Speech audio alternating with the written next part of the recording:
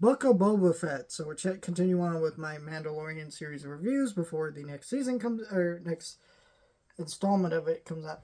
The movie, and we're arrived at the point where I think most people agree that this show kind of lost its luster because we were all anticipating what came next. And at the end of Mandalorian season 2, you see that tease for Book of Boba Fett. We're all like, "What's this gonna be?"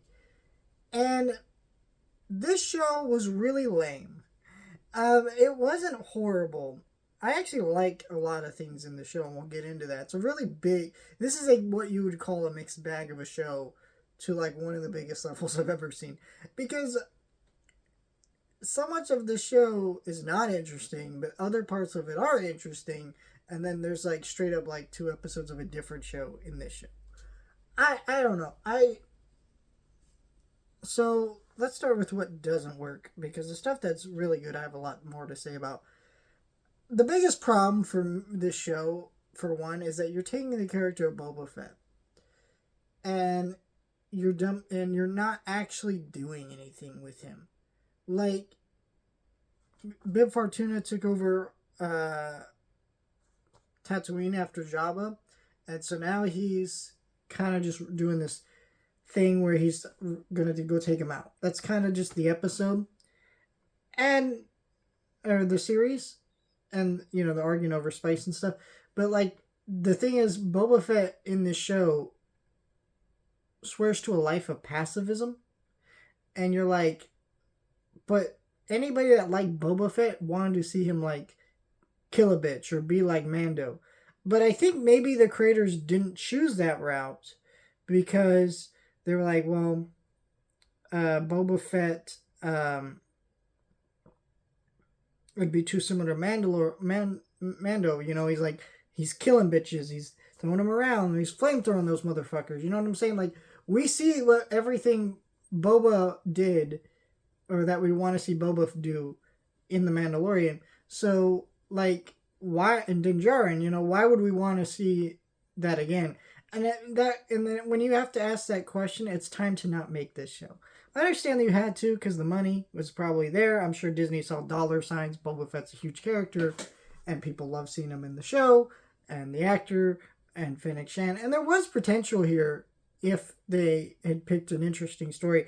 I just don't think the story that they picked was interesting about spice negotiations and all this stuff. It just kind of whatever. I mean, so I don't know. Like, I think the way to make the show work is that Boba um, ends up in a situation where he has sworn to a life of pacifism. We get a little bit of his backstory with and it really should just been one episode instead of drawn across other episodes. We should have gotten his backstory with the Sand People and the Tusken Raiders, I guess, or whatever you call them. But anyways, we get their backstory, and then from there, the show should have kind of gone on to some old pals of Boba Fett's from his past show up, and they need him to go do a dangerous mission. It involves him to kill people. He struggles with the idea, but then, realizes that's what he's got to do, and he becomes Boba Fett again. And that's how you could have made this show work, but I don't know.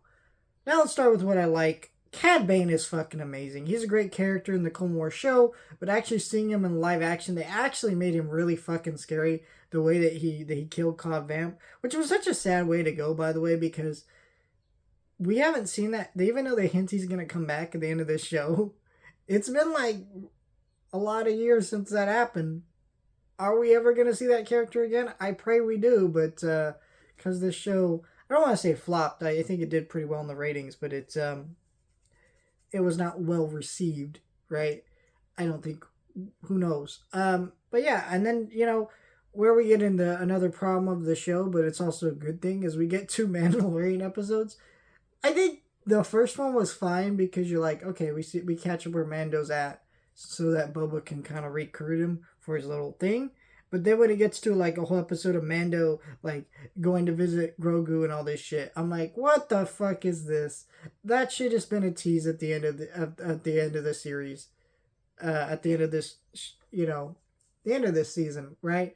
Where Mando helps him save the day, and then by the end of the episode, end of the series, Mando blasts off. We see him fly off to the planet where Luke is at, and we see him and get a peek of Grogu and Luke training, and that's where the season leaves off, and then we could just jump right back in from there.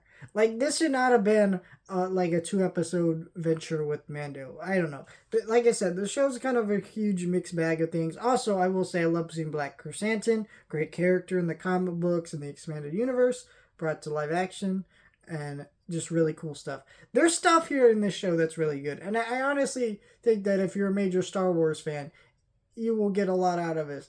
But also, as a major Star Wars fan, you want to see Boba Fett fuck up bitches, and he doesn't really do that, and it just kind of leads to kind of a mess of a show that just doesn't really connect. And I think part of it is, like, sometimes this is probably an example of a show that was made for money, and not for creative reasons. And when studios do this sometimes, and they don't have the right creative people to make these projects, I think James Mangold's Boba Fett movie probably would have been awesome, but we didn't get that. And so we got a book of Boba Fett show that just did not turn out right. Let me know your thoughts, like, share, and subscribe.